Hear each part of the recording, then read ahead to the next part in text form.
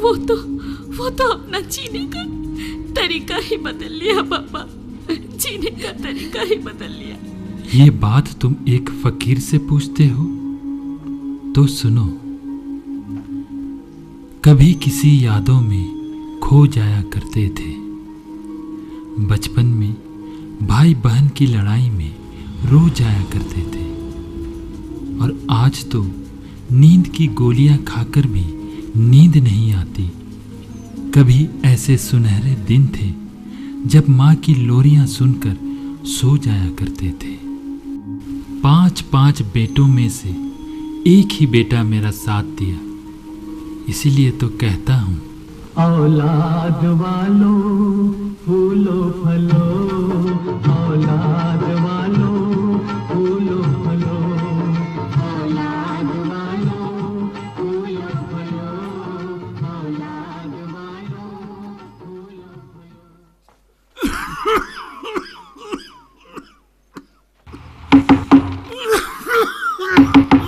कौन है? कौन आया? मेरे दोस्त थे पिताजी। ठीक है ठीक है ठीक है। अब कौन आया? कौन आया राजू? बेटा कौन है?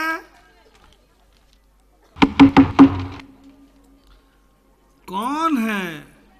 कौन आया? कोई बतलाएगा मुझे? कोई मुझे बताता क्यों नहीं?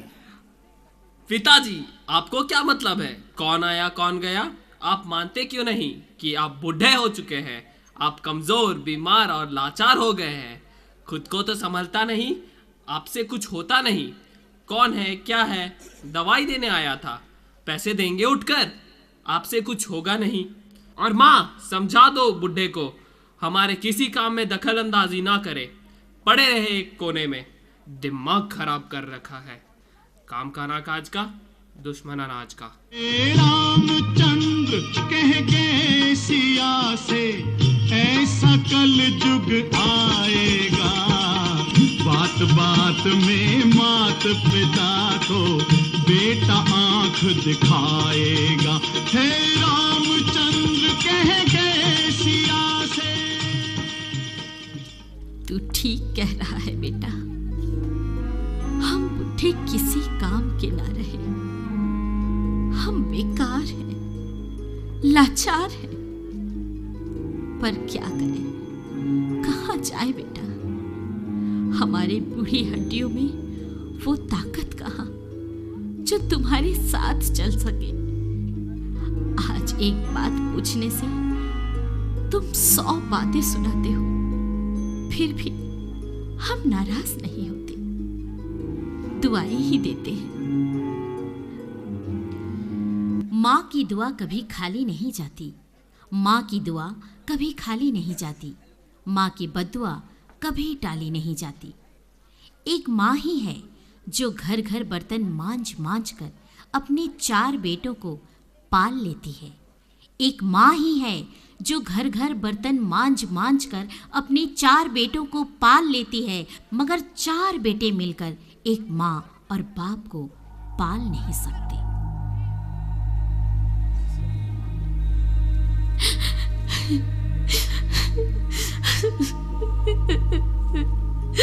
माँ, अब रोना धोना बंद करो। तुम्हें याद है जब तुम नन्हा सा बालक था, हम दोनों क्या? हम दोनों क्या?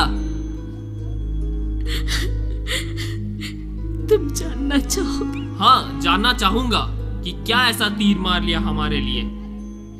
तो आओ, मैं तुम्हें बताती हूँ कि कितना प्यार और जतन से पाला है हमने तुम्हें। तुम्हारी एक मांग पर हम लाखों कुर्बान कर देते थे। आज एक बात पूछने से कि राजू कौन आया है, तुम तंग आ जाते हो। परंतु तुम्हारे 100 बार पूछने पर कि ये क्या है मम्मी, ये क्या है पापा? तुम्हारे पिता सहर्ष 100 बार बताते थे कि बेटा ये कौवा है, फिर पूछते ये क्या है पापा? पापा कहते ये कौवा है। हम कभी नहीं थकते थे बेटा, कभी नहीं थके।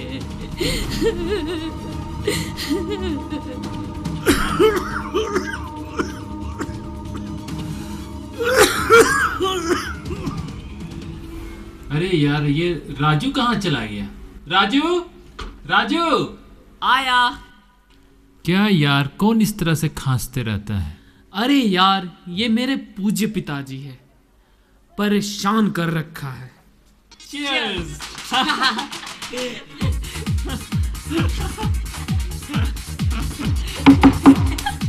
आया। कौन है? जरूर मयंक आया होगा।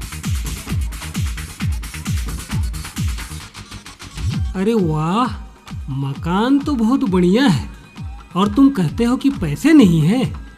मैं सच कह रहा हूँ। इतना सारा कर्ज बाकी है, चुकाएगा कौन? तुम्हारा बाप। तुम्हें 1 हफ्ते का समय देता हूँ। अगर 1 हफ्ते में सारा कर्ज नहीं चुकाया तो मुझे पैसा निकालना आता है। चल। अरे यार, अब क्या होगा? अब होगा क्या? अरे अब तो वो मुझे छोड़ेगा नहीं। अरे तेरे पास है ना घर। घर तो बेच डाल। नहीं, वो तो मेरे बापूजी के नाम पे है। जब तक वो जिंदा है तब तक तो मैं उस पर हाथ भी नहीं लगा सकता। देख, मैं जो कहूंगा वो करेगा। क्या? पक्का ना तू करेगा? अरे बोल तो करूंगा। तो देख, तू जा अपने पिताजी को नदी में डुबकी लगा दे। मतलब? जाकर अपने पिताजी को नदी में डुबो दे। नहीं। अगर तुम अपने बाबूजी से सच में छुटकारा पाना चाहते हो तो बिन बताए ले जाकर उन्हें नदी में डुबो दो। तुम ठीक कहते हो। अब ये बुढ़ा मेरे किस काम का? मैं ऐसा ही करता हूँ। रिश्तों के कांटे दिल पे तुले या ना तुले, रिश्तों के कांटे दिल पे तुले या ना तुले, पता नहीं कल आंख खुले या ना खुले। गनीमत समझो आज का दिन, गनीमत समझो आज का दिन, क्योंकि पता नहीं कल इसी उंगली से मुंह धुले या ना धुले।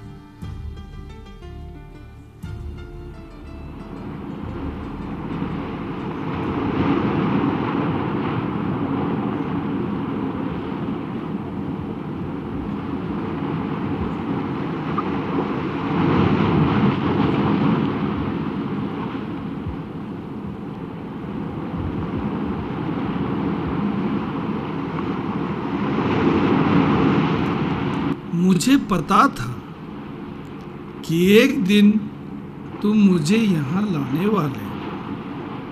बेटा, यहाँ नहीं, यहाँ मैंने अपने बाप को डुबोया था। तुम थोड़ा और आगे गहराई में मुझे डुबाओ और तुम्हारा बेटा थोड़ा और आगे बीच गहराई में तुम्हें डुबोएगा। अपने ही पेट को काटा है और तेरी काया सजाई है। अपना हर कौर खिलाया तुझे, तब तेरी भूख मिटाई है। इन अमृत देने वालों के जीवन में जहर मत घोलना।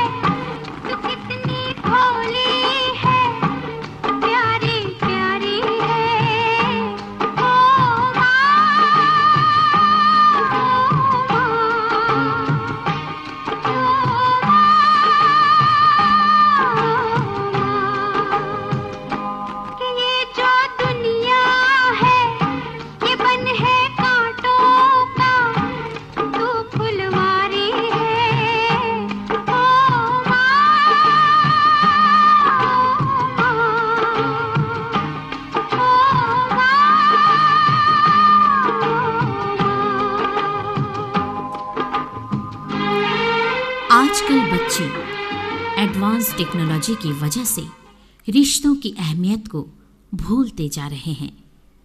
उनके पास ना माता पिता के लिए वक्त है और ना माता पिता के पास उनके लिए समय। एक दूसरे के प्रति प्यार, ममता, सम्मान, परंपरा और संस्कार को दरकिनार कर रहे हैं। विचार कीजिए, शायद ये हमारे अत्यधिक लाड़ प्यार, गलत परवरिश का नतीजा तो नहीं। हम जिसे प्यार समझते हैं वो बच्चे की नज़र में प्यार है ही नहीं।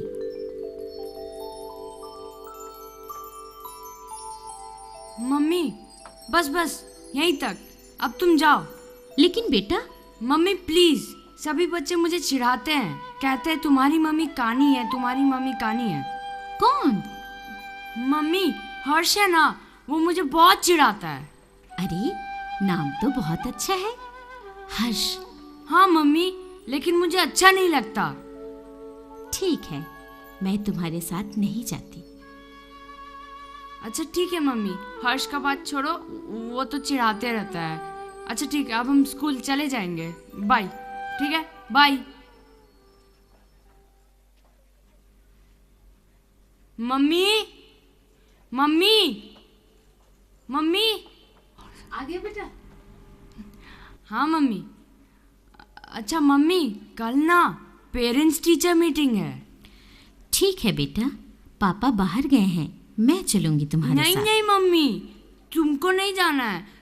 तुम किसी और आंटी को मेरी मम्मी बनाकर भेज दो, तुम मत जाओ। ऐसा कैसे हो सकता है? मैं हूं ना। नहीं नहीं मम्मी, तुमको नहीं जाना है। तुम किसी और आंटी को मेरी मम्मी बनाकर भेज दो, लेकिन तुम मत जाओ। अगर तुम कल गई तो मैं स्कूल जाना छोड़ दूंगा। अरे नहीं नहीं बेटा, ऐसा मत करना। अरे मैं बिल्कुल नहीं चाहूंगी कि तुम्हें कोई तकलीफ हो।